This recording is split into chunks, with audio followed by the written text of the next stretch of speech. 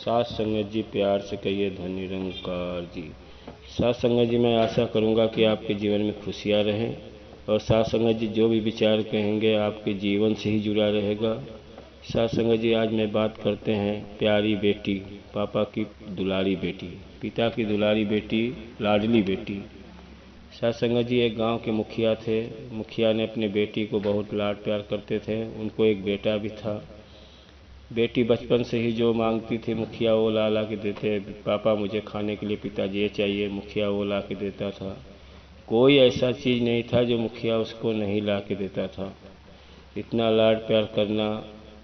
मुखिया के बीवी ने बोला घर में थोड़ा बेटी अभी बड़ी हो रही है, थोड़ा सा घर में हेल्प करे तो अच्छा है। उसका सोने का कोई टाइम टेबल नहीं है, 10 बजे 11 बजे उठती है। मुखिया हंस के रह जाता था। मुखिया बोलता था तू नहीं जानेगी, बेटी मेरी बहुत लाडली है, उसको डांटना नहीं, उसको कुछ बोलना नहीं, बेटी को बारे में तो कुछ बोलना ही नहीं, एक लफ्ज़ नहीं सुनता था।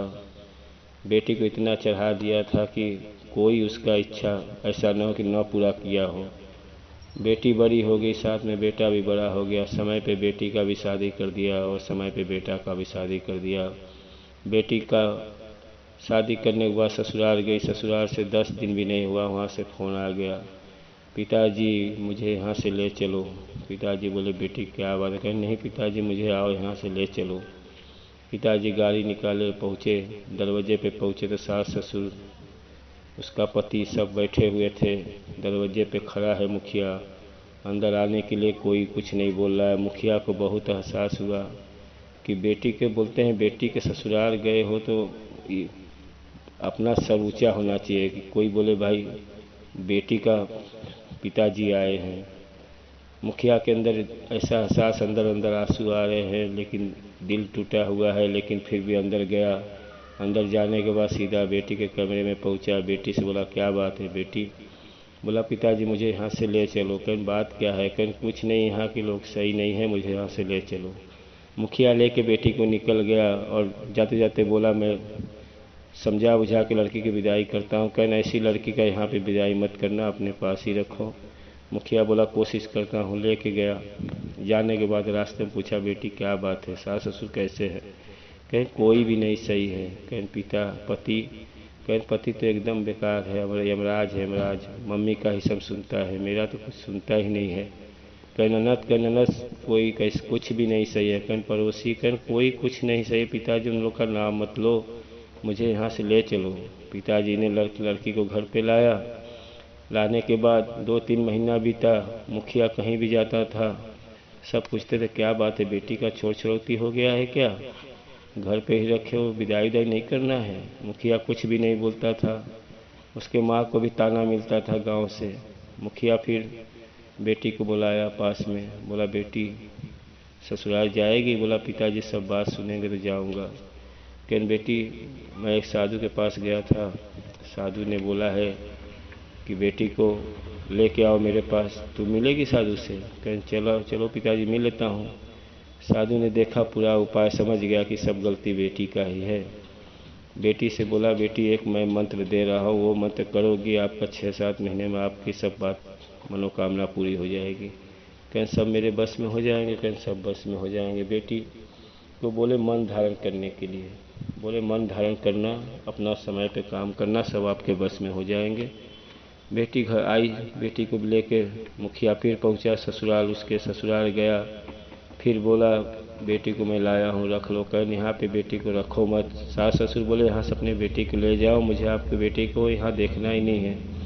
बहुत समझाए, बोले बेटी अच्छे से रहेगी, ठीक है, छोड़ के चले गए पिताजी। लेकिन बेटी 3 दिन 4 दिन 5 दिन मन धारण की। सास ससुर का बात उससे बर्दाश्त नहीं हुआ। फिर उसने वहीं चिल्लम चाली लड़ना झगड़ना फिर शुरू कर दी। फिर फ़ोन आ गया 10 दिन के बाद, पिताजी यहाँ से ले चलो, यहाँ पे सब नहीं सही है। मैं बोला मुझे यहाँ नहीं रहना है। पिता को बहुत तकलीफ़ हुआ। फिर गाड़ी उठाए पहुँचे। कर क्या बात है बेटी? कर मुझे यहाँ से ले चलो। सास ससुर भी बोले यहाँ से अपनी बेटी लेके जाओ। सास ससुर में बेटी में उसके कुछ कहा सुनी भी हो गया। वो बोलती मैं अपनी जगह पे वो सही है, वो अपनी जगह पे वो सही है। मुखिया फिर बेटी को लेके आया अपने घर।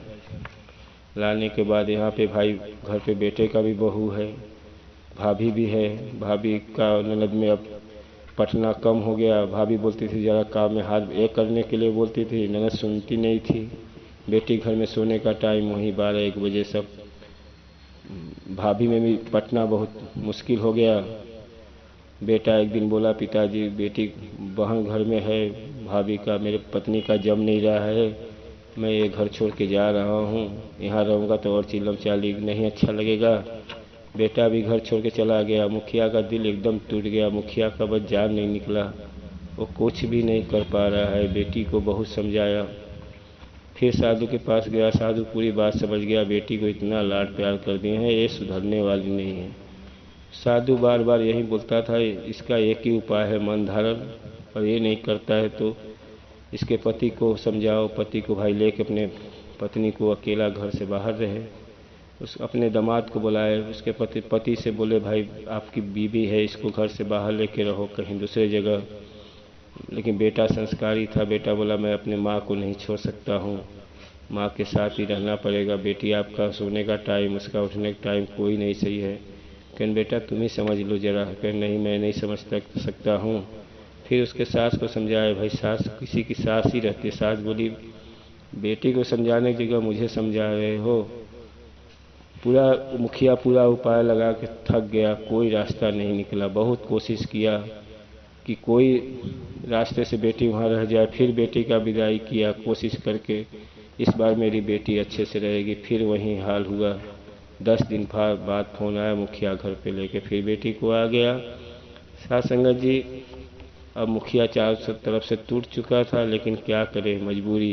बेटी को इतना लाड प्यार कर दिया था, मुखिया अपने पास ही बेटी को रखा। वहीं उठने का समय 12 बजे 10 बजे, कोई टाइम टेबल नहीं, क्योंकि बच्चे को पहले से आप संस्कार नहीं दोगे बचपन से। साथ संगत जी, कहते हैं कि बच्चा जब जब बड़ा होता है उसको संस्कार दो। बड़े लोग घर में आते हैं, उसको उठने बैठने का, उनसे प्रणाम करने का, हर चीज़ का उसका बेटा देखे बड़े लोग हैं। बेटी ये घर में एक काम कर ले, मम्मी का हाथ बटा दे, मम्मी है, जब उसको हर चीज़ का ज्ञान दोगे, क्योंकि बेटी को दूसरे के घर पे जाना है। एक बार बहू को घर में अपने रख के पाल लोगे, लेकिन बेटी घर में रह जाती है तो पूरा वो हाहाकार मच जाता है, गांव पड़ोसी सब बोलने लगते हैं। तो साथ संगत जी, हम जो भी विचार कहेंगे आप लोग के लिए अच्छे के लिए, और दास इतना बड़ा नहीं है, जो भी गलती हो माफ़ करना। साथ संगत जी प्यार से कहिए, धन निरंकार जी।